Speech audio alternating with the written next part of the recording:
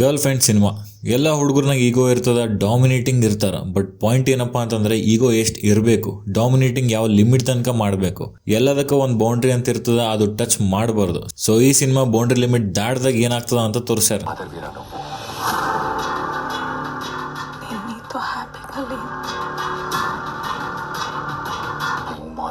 girlfriend and we love each other. So hi hello ನಮಸ್ಕಾರ. ಸಿನಿಮಾನ expectation ಇಟ್ಕೊಳ್ಳಾರ್ದಿನ ಹೋಗಿದ್ದ. Surprisingly cinema ಓಕೆನೇ ಇತ್ತು. ಫುಲ್ ವರ್ಸ್ಟ್ನೂ ಇರಲಿಲ್ಲ, ಫುಲ್ ಏಕ್ ನಂಬರ್ ಭಾರಿನೂ ಇರಲಿಲ್ಲ. ಸೆನ್ಸಿಟಿವ್ ಮೂವಿ ಅದ, ಸೆನ್ಸಿಟಿವ್ ಟಾಪಿಕ್ ಮೇಲೆ ಮಾಡ್ಯಾರ. ಒಂದ್ ಹುಡುಗ ಮತ್ತು ಒಂದ್ ಹುಡುಗಿ ಬಗ್ಗೆ. ದಬ್ಬಾಳಿಕೆ ಹೆಂಗ ಆಗ್ತದ ಲೈಫ್ನಾಗ ಅದಕ್ಕೆ ನೋವನ್ನಕ್ಕಾಗಲ್ಲ, ಬಿಕಾಸ್ ಆಫ್ ಲವ್. ಅದು ಹುಡುಗ ಆಗಿರ್ಬೋದು, ಹುಡುಗಿ ಆಗಿರ್ಬೋದು. ಲವ್ ಮಾಡ್ತಿದ್ವಿ ಅಂತ ಹುಡುಗ ಹೇಳಿದ್ ಎಲ್ಲಾ ಕೇಳೋ ಹುಡುಗಿ, ಹುಡುಗಿ ಹೇಳಿದ್ ಎಲ್ಲಾ ಕೇಳೋ ಹುಡುಗ. ಒಂದ್ ಕ್ಯಾರೆಕ್ಟರ್ ಡಾಮಿನೇಟಿಂಗ್ ಇದ್ದೇ ಇರ್ತದ. ಲವ್ ಅಲ್ಲಿ ಹುಡುಗ ಏನೋ ಅದು ಮಾಡಬೇಡ ಇದು ಮಾಡಬೇಡ ಅಂದಾಗ ಹುಡುಗಿ ಅವನಿಗೋಸ್ಕರ ಏನೂ ಮಾಡಲ್ಲ. ಏನೇ ಕೆಲಸ ಆಗಿರ್ಬೋದು, ಬೇರೆ ಹುಡುಗರ ಜೊತೆ ಮಾತಾಗಿರ್ಬೋದು.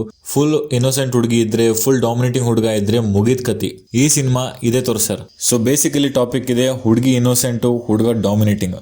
ರಶ್ಮಿಕಾ ಆಸ್ ಅನ್ ಇನ್ನೋಸೆಂಟ್ ಹುಡುಗಿ, Dikshit Shetty as an dominating character. So ರಶ್ಮಿಕಾಗ ನೋ ಅನ್ನಕ್ಕಾಗಲ್ಲ. Dikshit Shetty as an dominating character ಯಾವ ಲೆವೆಲ್ ಅಂತಂದ್ರೆ ಅವ್ರ ಅಪ್ಪನ್ಗೆ ಬಿಡಲ್ಲ. ಕಬೀರ್ ಸಿಂಗ್ ತಮ್ಮ ಅಂದ್ರೆ ತಪ್ಪಾಗಲ್ಲ.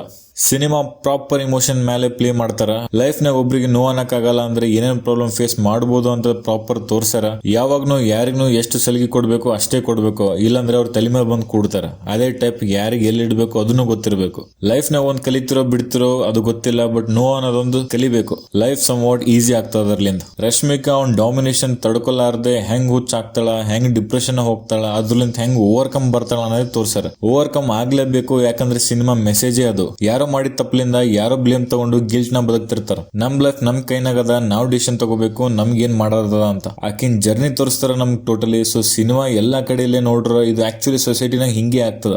ಅದು ಪ್ಯೂರ್ ಇಮೋಷನ್ ನಾಗ ತೋರ್ಸಾರ director. Rashmika Mandanna work confused and innocent ಹುಡುಗಿ ಪ್ರಾಪರ್ ಆಗಿ ಪೋರ್ಟ್ರೇಲ್ ಮಾಡಿಲ್ಲ.